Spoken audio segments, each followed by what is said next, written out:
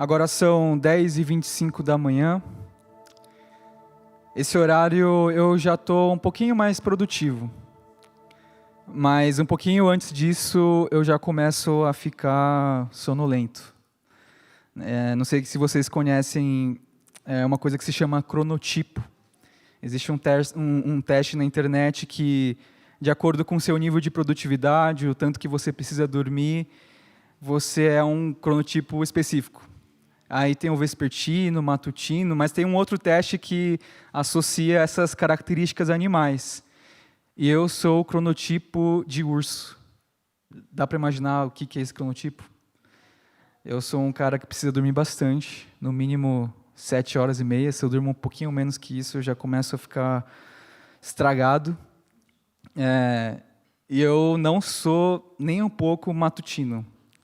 Então eu acordo e eu começo a ficar produtivo perto desse horário que a gente está agora. Umas 11 horas eu já estou no meu... 11 horas é o ideal, aí eu começo a produzir de verdade. Mas até lá eu vou engatando, vou devagar. E ultimamente eu tenho tentado lutar contra isso. É minha natureza, faz parte de mim, é o que eu preciso dormir, e é o horário que eu consigo produzir. Mas recentemente, faz acho que umas 3 semanas, a igreja tem orado juntos. 5 vezes por semana, né? Durante a semana a gente tem acordado às 6 da manhã e temos orado e buscado ao Senhor juntos até às 6h30. Aproveito já para deixar esse aviso mais uma vez e convidá-los, encorajá-los a participar com a gente. Tem sido desafiador, como eu falei, porque eu estou lutando contra a minha natureza. Mas, ao mesmo tempo, tem sido muito empolgante, muito gostoso ter esse momento junto com a igreja. Essa empolgação, a gente sabe muito bem que empolgação pode ser vazia, sem significado, né?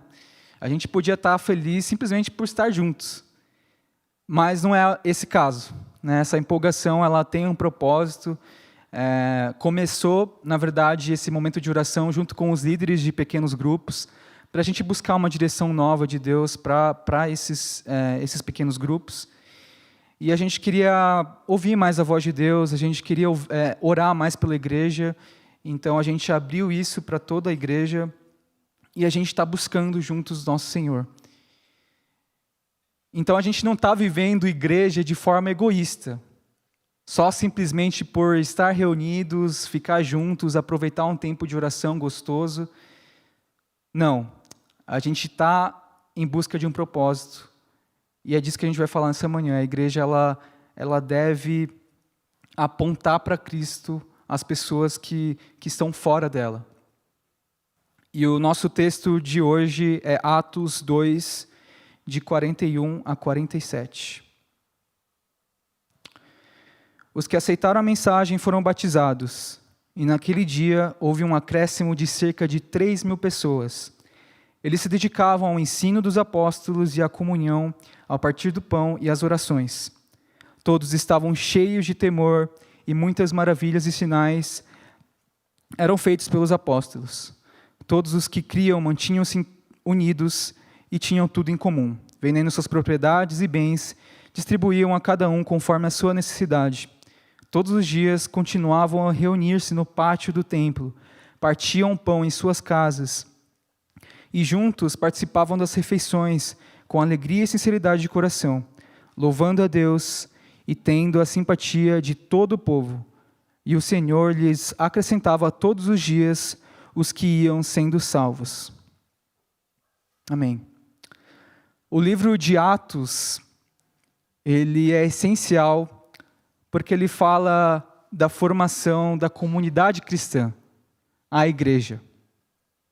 E esse trecho em específico é logo depois de Pedro ter pregado à multidão, né?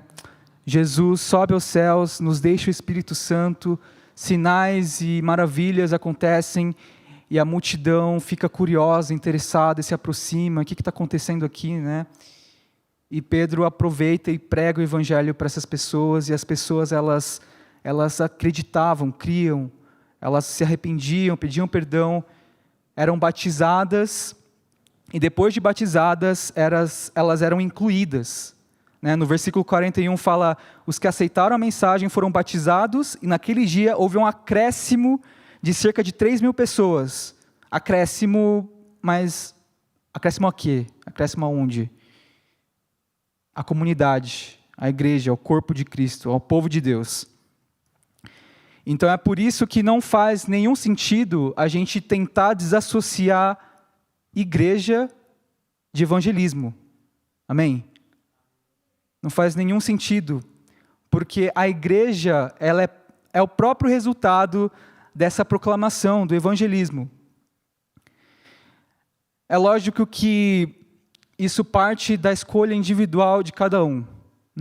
Aqui em Atos, Pedro pregou, as pessoas aceitaram, foram quase 3.000 pessoas de uma vez, mas precisou da escolha pessoal e individual, das pessoas de fé, de acreditar, de crer, de se arrepender e de declarar que o Senhor é o Senhor das nossas vidas. Mas essa escolha, ela deve partir do individual e ir para algo maior, para algo coletivo. Mas voltando um pouquinho antes disso, eu acho que a gente sabe muito bem que o evangelho é para todos. Amém? A gente não estaria aqui se isso fosse mentira.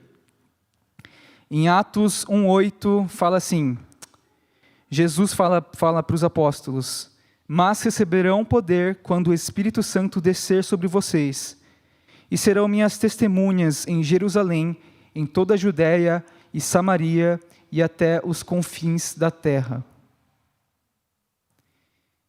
Nós temos uma boa notícia em mãos e devemos anunciar. Mas isso não deve ser uma ação que para por aí. A gente não deve anunciar e proclamar o evangelho e sair, simplesmente. Essa ação ela precisa de uma continuidade. Para quem não sabe, a gente realizou uma ação de inverno junto com a igreja. Quando o frio estava bem intenso, a gente arrecadou recursos para levantar kits, com agasalhos, meias, luvas. A gente distribuiu também um café da manhã para a população de rua, em situação de rua aqui em Suzano. E claro que essa ação ela foi de cunho mais assistencialista. A gente não teve tanto tempo para sentar e, de fato, conversar, investir tempo com as pessoas. Mas antes da gente começar a ação, a gente sabia muito bem que Deus podia abrir a oportunidade da gente pregar a palavra. E muito bem também que a pessoa podia aceitar. E aí surgiu a preocupação, mas e aí? Se a pessoa aceitar, o que a gente vai fazer depois? Será que nós, Igreja Holiness de Suzano, nós temos estrutura para abrigar essas pessoas, para acolher? E naquele momento, a gente entendeu que não. Então, a gente precisava pensar em igreja no sentido mais abrangente, o corpo de Cristo. Então, a gente pesquisou instituições e igrejas que já fazem esse tipo de trabalho, que têm estrutura para receber esse tipo de pessoa. Então,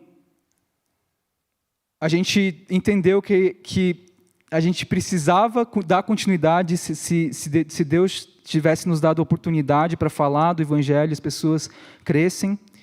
Então, a gente precisa buscar um meio para que isso continue, para que esse trabalho perdure, para que a palavra realmente permaneça na pessoa e ela seja realmente edificada e faça parte do corpo de Cristo. E Jesus fala na grande comissão, que nós precisamos fazer discípulos de todas as nações. E fazer discípulos vai totalmente contrário a pregar o evangelho e simplesmente ir embora. Discípulo precisa ser um trabalho contínuo, precisa investir tempo, precisa andar junto para mostrar os passos de Jesus. E juntos nós seguimos a Ele. Nessa situação em Atos que a gente leu,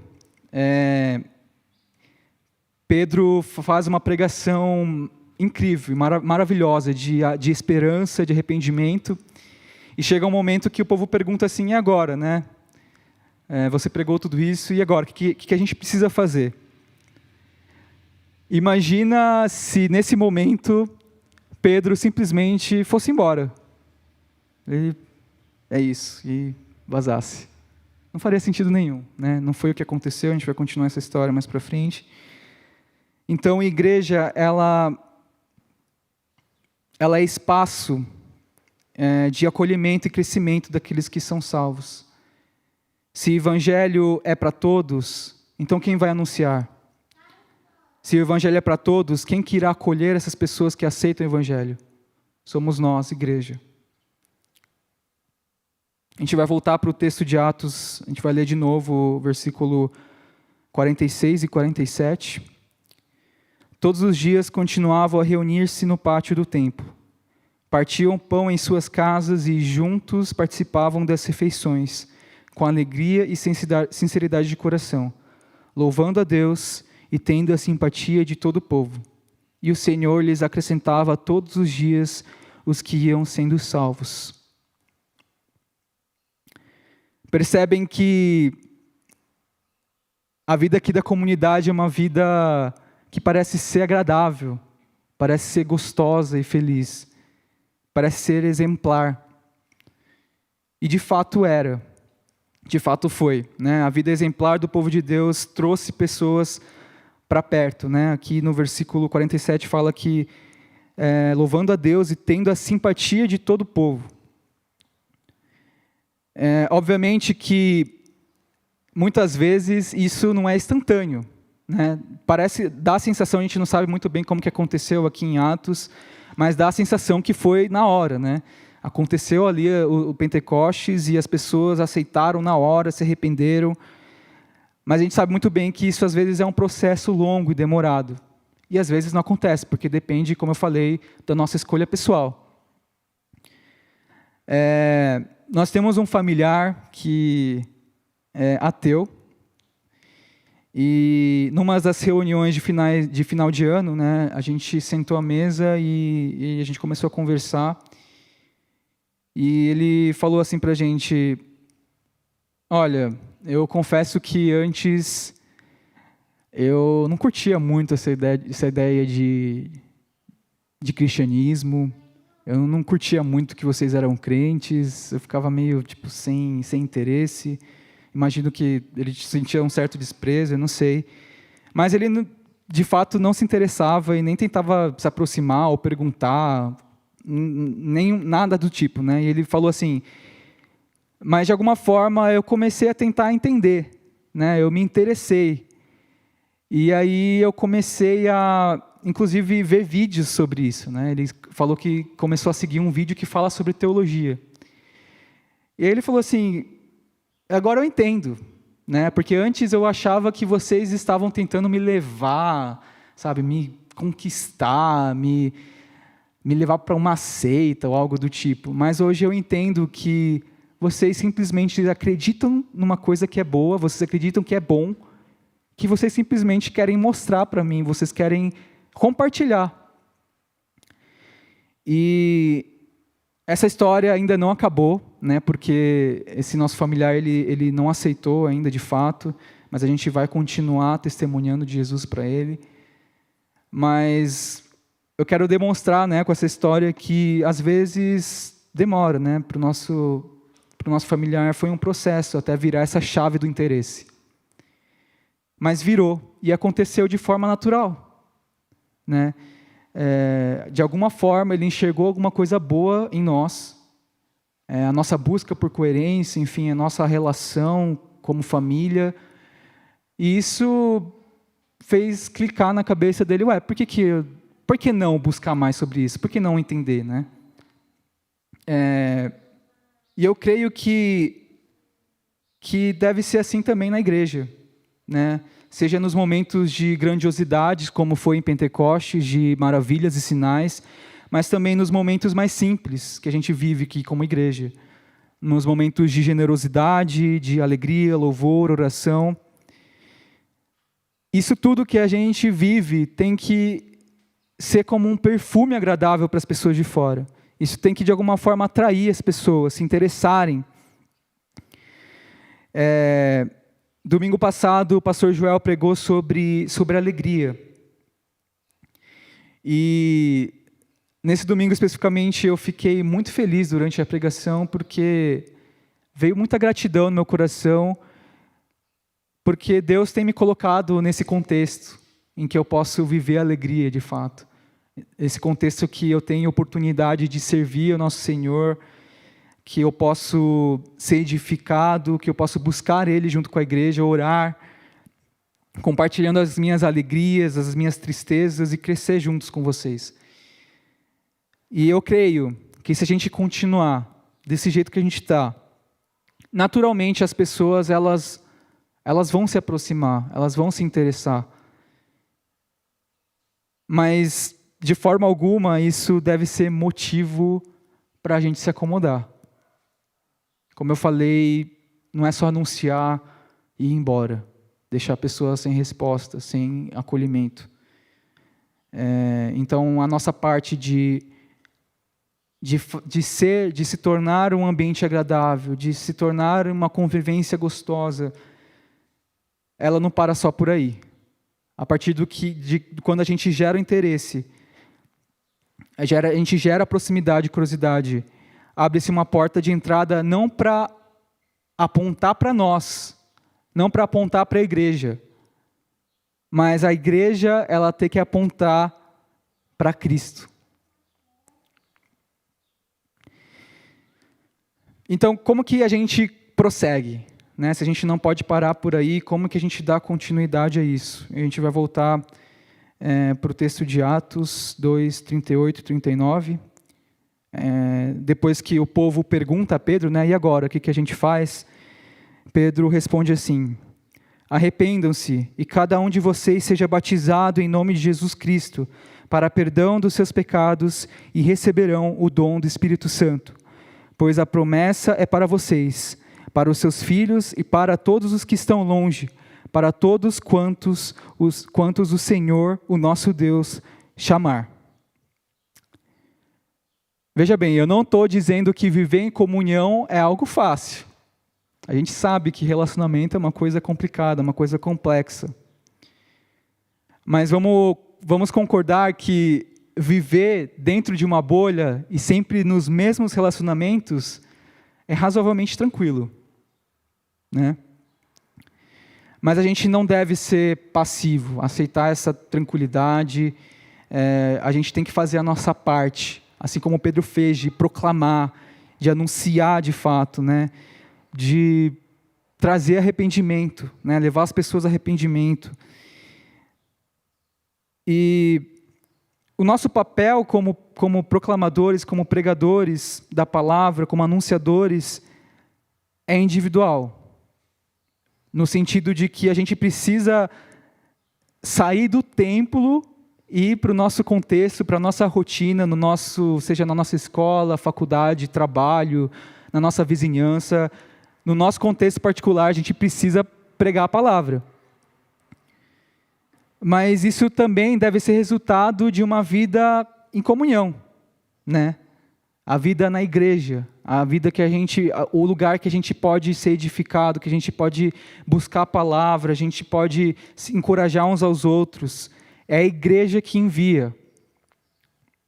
Nós somos enviados de um ambiente seguro que a gente pode aprender mais sobre a palavra de Deus, nos equiparmos para anunciar, ter as respostas de acordo com a Bíblia, com a palavra de Deus, orar, contar e escutar histórias de evangelismo e de conversão.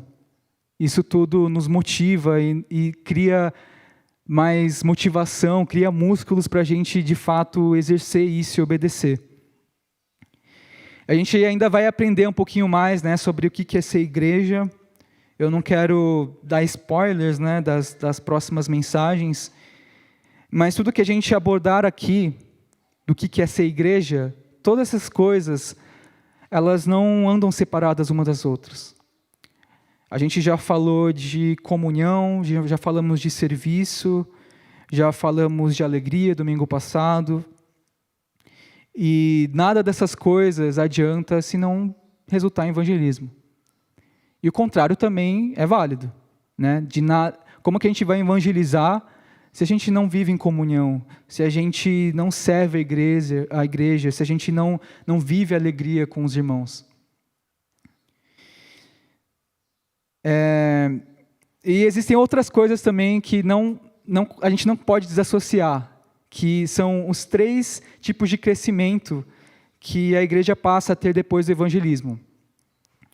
Depois de Pentecostes, do texto que a gente leu, a gente vê um crescimento numérico. Isso é claro, né? Eu acho que partiu de 140, 150 mais ou menos, eu não lembro o número. E aí, em Atos 2,41, fala que foram acrescentadas cerca de 3.000 pessoas. E no decorrer desse livro, a gente vê esse número crescendo cada vez mais.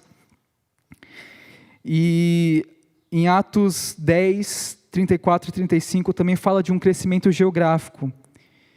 Então Pedro começou a falar: agora percebo verdadeiramente que Deus não trata as pessoas com parcialidade, mas de todas as nações aceita todo aquele que o teme e faz o que é justo. Isso é muito lindo no livro de Atos, como que o evangelho, como que a igreja se expande geograficamente, né? Se a gente lê o livro imaginando um mapa, partindo de Jerusalém, a igreja vai crescendo e expandindo, né? Então a gente tem esse crescimento geográfico. E por fim a gente tem um crescimento espiritual. A gente começou lendo os versículos 41, 47 de Atos, e a gente pode observar um vigor espiritual crescendo na comunidade. Isso é muito claro, né? A gente vê um povo animado com o estudo da palavra, um povo que ora fervorosamente, inclusive em momentos de perseguição que a gente vê no livro de Atos. Momentos que eles estão sendo perseguidos por justamente pregar a palavra e anunciar. Mas na igreja, eles tinham um lugar que eles podiam crescer juntos, que eles podiam se motivar, se edificar, encorajar uns aos outros. E isso crescia cada vez mais à medida que a igreja crescia. Então a gente não pode olhar para esses 3 tipos de crescimento, numérico, geográfico e espiritual, e escolher só um. Por exemplo, a nossa igreja de Suzano aqui escolhe, a partir de hoje, que a gente vai só crescer geograficamente. E aí ignora totalmente o numérico e espiritual. Será que funciona dessa forma? Imagina que a gente está ignorando o numérico. Então, se tiver uma pessoa em cada igreja, já basta. Mas qual que é o sentido disso, né? Da mesma forma, o numérico. O numérico sem as outras coisas, principalmente sem o espiritual. O que vale? A gente tem exemplos muito claros hoje no nosso país, no nosso mundo, de mega igrejas que são extremamente numerosas, mas é questionável o crescimento espiritual deles, é questionável o crescimento geográfico. Geográfico hoje nem tanto, né? Porque a gente está falando de uma igreja agora que vive também no contexto digital, né? Mas, enfim, a gente não pode olhar para essas 3 coisas separadamente. Elas não podem ser ignoradas. Elas vêm naturalmente conforme a gente adora, conforme a gente busca e obedece ao nosso Senhor Jesus Cristo. Amém? Bom, eu falei aqui de vários argumentos do porquê que a igreja deve apontar para Cristo. Também mostrei um pouco de como que a gente deve fazer isso. Mas a gente não pode esquecer do elemento principal, do mais importante de todos, o Espírito Santo. Esse texto que a gente leu sobre Pentecostes, ele não teria acontecido se Jesus não tivesse ascendido e tivesse deixado o Espírito Santo. Nada disso teria acontecido. Nós fazemos a nossa parte de proclamar o Evangelho, de evangelizar as pessoas, de ser exemplo como igreja, de ser exemplo como corpo. Mas no final, quem convence os corações é o Espírito Santo. A gente depende totalmente dele.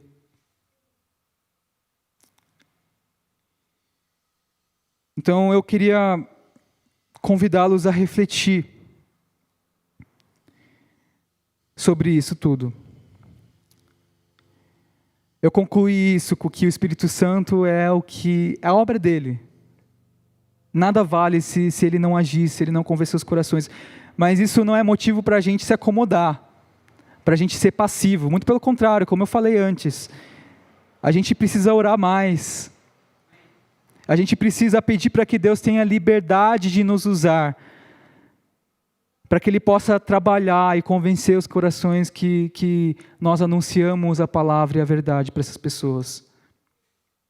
A gente também precisa se dispor a não criar barreiras para as pessoas de fora. A gente precisa abraçar todas as oportunidades que Deus nos dá de servir aqui dentro da igreja, nos ministérios, mas também de servir lá fora, dos nossos contextos. E também ter um coração humilde, porque a igreja é o ambiente seguro, que a gente é humilhado, que os nossos erros são apontados, a gente pode crescer com alegria junto com a igreja, com o corpo. E a gente tem que fazer parte de maneira mais intensa e intencional do povo de Deus. Não só esquentar banco, não só assistir culto de casa, mas participar do culto. Levar de fato o seu louvor, a sua adoração ao nosso Senhor Jesus Cristo.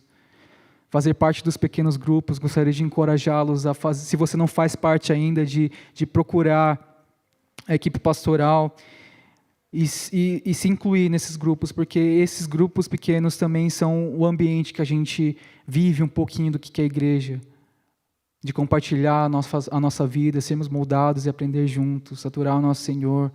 E esse é um ambiente também que a gente vai crescer como igreja, nesses 3 pontos que eu disse, numérico, geográfico e espiritual.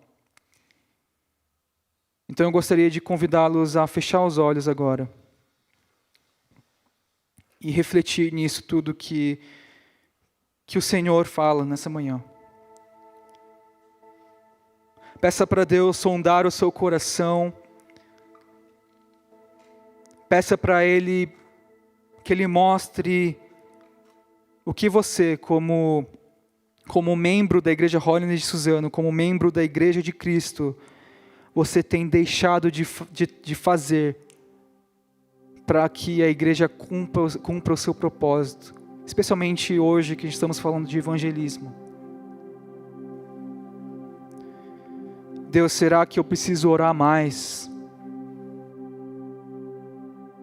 Preciso clamar mais pelas pessoas, pelos meus vizinhos, pelos meus colegas de trabalho, de faculdade? Será que está faltando oração, Pai? Ou Deus, será que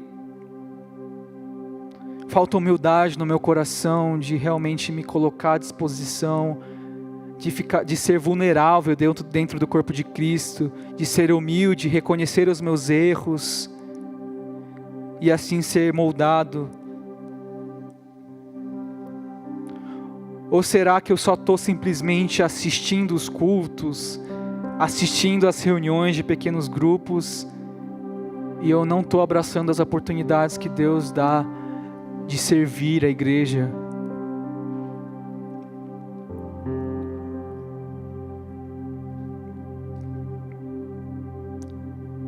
Peça para que Deus te mostre o que você precisa fazer. Não só isso, mas eu creio que se você orar, Deus mostra também o que na prática você pode fazer para melhorar.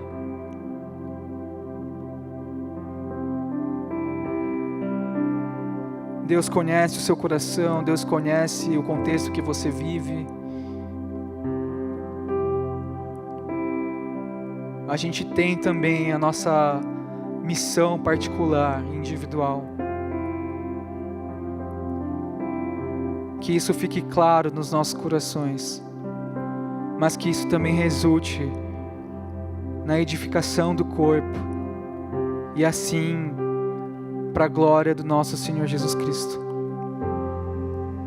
Coloque seu coração agora diante do Senhor.